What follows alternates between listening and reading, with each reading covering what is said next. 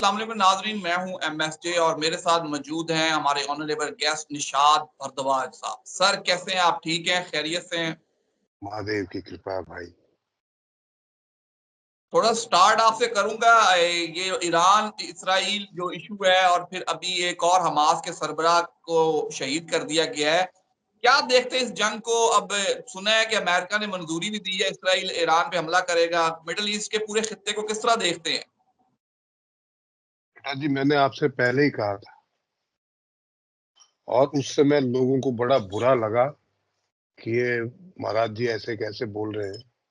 मैंने कहा था कि इजराइल 5 मुल्कों को खा जाए: फिलिस्तीन, लेबनान, ईरान, सीरिया और यमन। और मैं आज भी अपनी बात पे, अपनी पेशगोई पे कायम हूं कि वो खाएगा। अमेरिका ने अभी तक इजराइल को रोका हुआ था क्योंकि वहां पे उनके इलेक्शन है। और ये हमने पिछले एपिसोड में डिस्कस किया था कि उतने ही देर के लिए इजराइल खामोश है। और अमेरिका के इलेक्शन में इनको जो डेमोक्रेट्स है, इनको डर है कि इजराइल का एक्शन हो गया तो वो हार जाएंगे। वो हारेंगे वैसे भी, ट्रम्प ही आएगा और इजराइल पर एक्शन तगड़े वाला होगा। ईरान पे छोटा मोटा एक्शन नहीं होगा। अब रूस के कूदने की वजह से सिर्फ इतना होगा कि उनके जो नॉन मिलिट्री न्यूक्लियर प्रोजेक्ट है, जो बिजली बनाने के हैं और हैं, उन पे अटैक नहीं होगा, लेकिन जो उन्होंने वेपन छुपा के रखे हैं वो नहीं बख्शे जाएंगे। और ईरान ने ये खुद किया है, क्या कोई जरूरत नहीं थी कि नसरुल्लाह का हम बदला लेंगे। उन्होंने तो याह्या सिनवार को भी मार दिया। और क्यों, आप बताइए, आपके घर में घुस के कुछ लोग आपकी औरतों को नंगा सड़क पे घुमाएंगे, आपके 300-400 लोगों को बंधक बना लेंगे, बच्चों को मारेंगे, लोगों को सरेआम कत्लेआम करेंगे, तो आप क्या करेंगे? उनकी अगर ये पॉलिटिकल जंग है तो इस तरीके का जो आचरण है, इस तरीके का व्यवहार बच्चों और औरतों के साथ में और लोगों को मारकर ये करना नहीं चाहिए। जिस तरह आप कह रहे हैं कि इसराइल 5 मुल्कों को खा जाएगा, तो ये ग्रेटर इसराइल की गेम नहीं है? फिर इसका मतलब है इसराइल अपने आप को इतना ताकतवर कर लेगा और फिर वो अपने आप को खुद सुपर पावर भी डिक्लेयर करवा देगा? नहीं, उसमें तो अभी बहुत टाइम है, लेकिन वो सुपर पावर नहीं है क्या? 56 मुल्कों के बीच में अकेला बैठा है, फिर भी उसका कोई कुछ नहीं बिगाड़ पा रहा, तो वो सुपर पावर नहीं है। और ये बात हमास को या हिजबुल्लाह को मालूम नहीं थी क्या? फिर खामखाई बड़ी बड़ी बातें करके आज वो बोल रहे हैं कि सीज फायर कर लो। पहले आपको क्या जरूरत थी मसाइल डालने की? अब यमन मसाइल अटैक कर रहा है, ये यमन को मालूम नहीं है?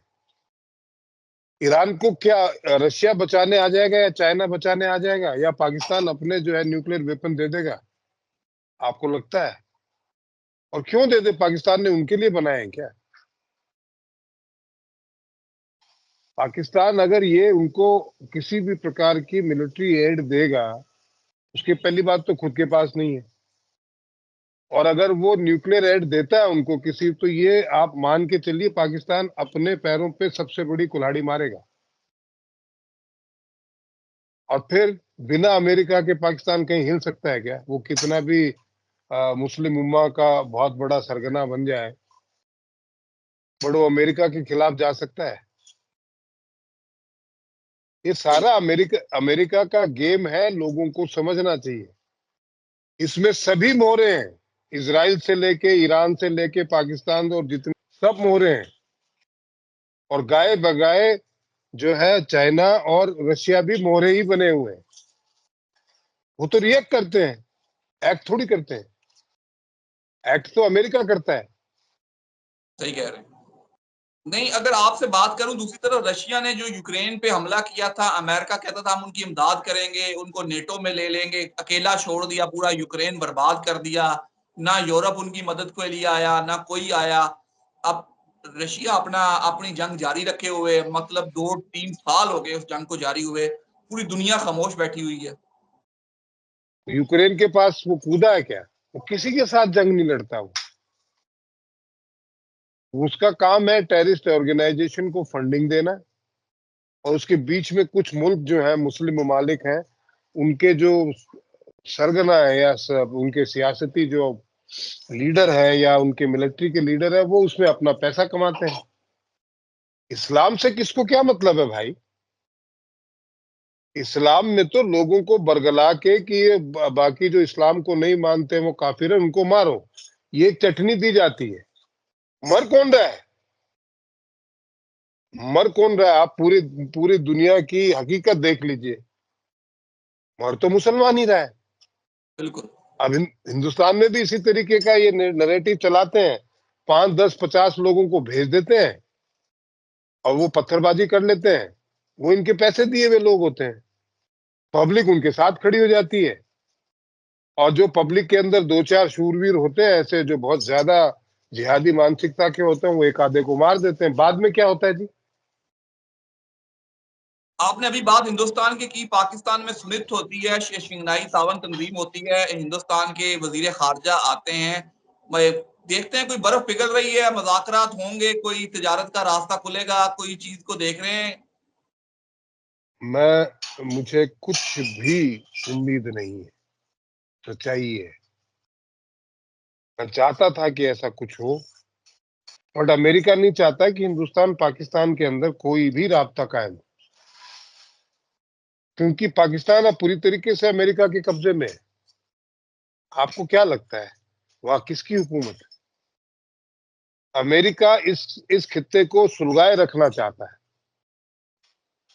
वो एक तरफ से अफगानिस्तान को हेल्प करता है, दूसरी तरफ पाकिस्तान को हेल्प करता है इंडिया के अगेंस्ट।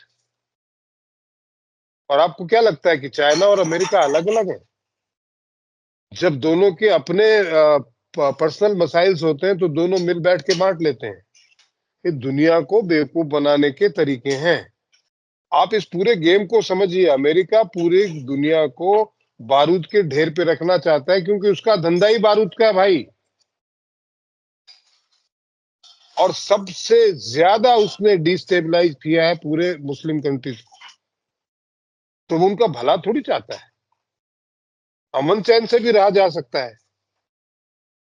क्यों एक दूसरे पे मसाइल दागी जाए? क्यों टेररिस्ट ऑर्गेनाइजेशन जो है वो खड़े किए जाए? क्यों लोगों के अंदर जो है उनके जाति मामलों में दखल देके बड़ी बड़ी बातें की जाए? आप संभाल लोगे बड़ी बातें करके? सही, आप सही कह रहे हैं, ठीक कह रहे हैं। अगर दूसरी तरफ आपसे बात करूं, कनाडा और इंडिया का जो रिलेशनशिप है वो बड़ा तनाजा खड़ा हुआ है, सफारतकार भी बदर किए गए हैं और सफारतकार निकाल भी लिए गए हैं। किस तरह देखते हैं कनाडा और इंडिया के इस तनाजे को? आगे कोई हल होता हुआ नजर आ रहा है या दोनों आमने सामने आ रहे हैं? बेटा, मैंने ये आपके आज से 6 महीने पहले वाले एपिसोड में कहा था कि ये रिश्ते और बिगड़ेंगे और उसका खामियाजा कनाडा को भुगतना पड़ेगा, क्योंकि ये जो कर रहे हैं, ये जस्टिन ट्रूडो कनाडा को अपने चक्कर में बर्बाद कर देगा। और वो अच्छा, वहां भी अमेरिका है, वो तो बिल्कुल पपेट की तरह बात करता है, उसके पास कोई सबूत नहीं है, खाली बोलने के लिए बोल दिया।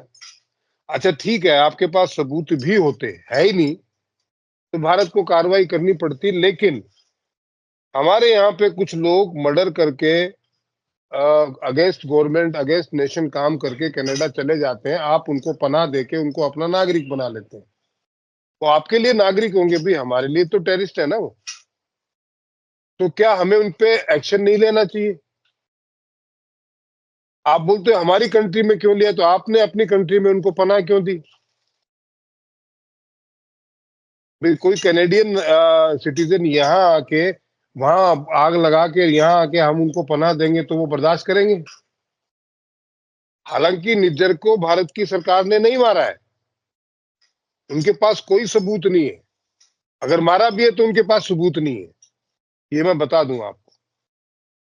जब आपके पास कोई सबूत ही नहीं है तो आप इतना हो हल्ला क्यों कर रहे हैं?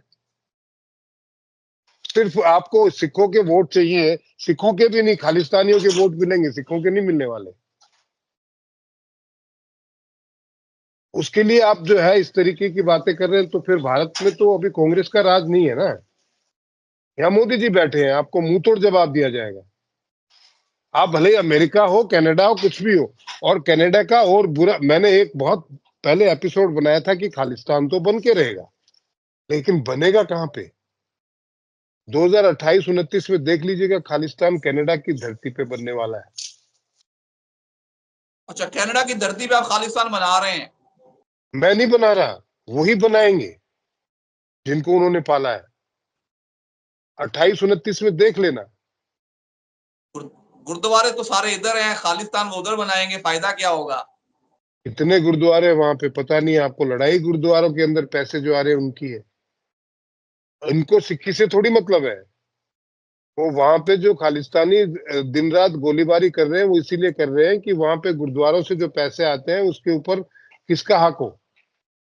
गुरु ये गुरु गुरु नानक सारा तो गेम कभी पैसे का है। कनाडा गया ही नहीं।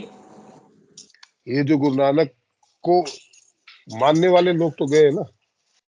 गुरु नानक तो ईरान इराक में भी गए थे, पाकिस्तान में भी गए थे। बिल्कुल। क्योंकि गुरु नानक देव जी जो सिक्खी की शुरुआत जहां से हुई है, सिख रिलीजन की, वो तो पाकिस्तान में ही पैदा हुए हैं। चलें, ये तो एक लंबी डिबेट है, हम आपसे बात करते रहेंगे। दूसरी तरफ सलमान खान साहब के सितारे गर्दिश में आए हुए हैं, उन्हें धमकी दी जा रही है कि उनका कत्ल कर दिया जाएगा। कैसे देखते हैं?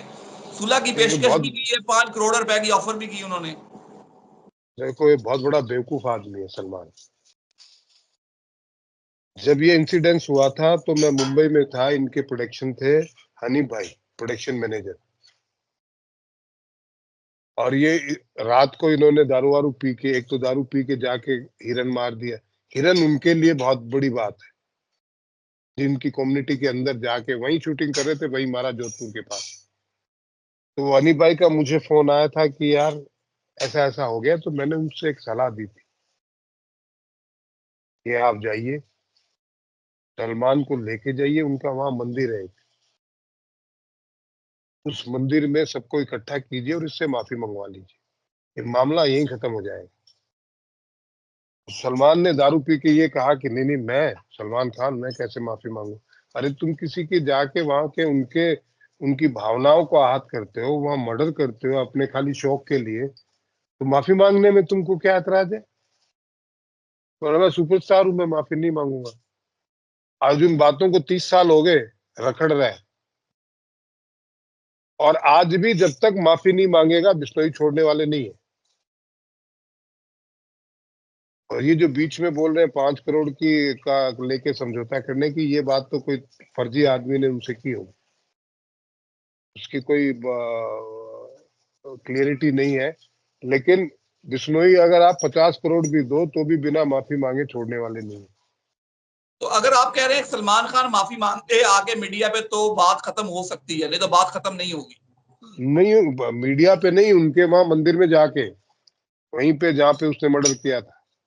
और वो क्या बोल रहे हैं कि सलमान यहाँ है, माफी मांग ले, खत्म हो जाएगा मसला। अगर ये लॉरेंस बिश्नोई नहीं तो कोई और बिश्नोई खड़ा हो जाएगा।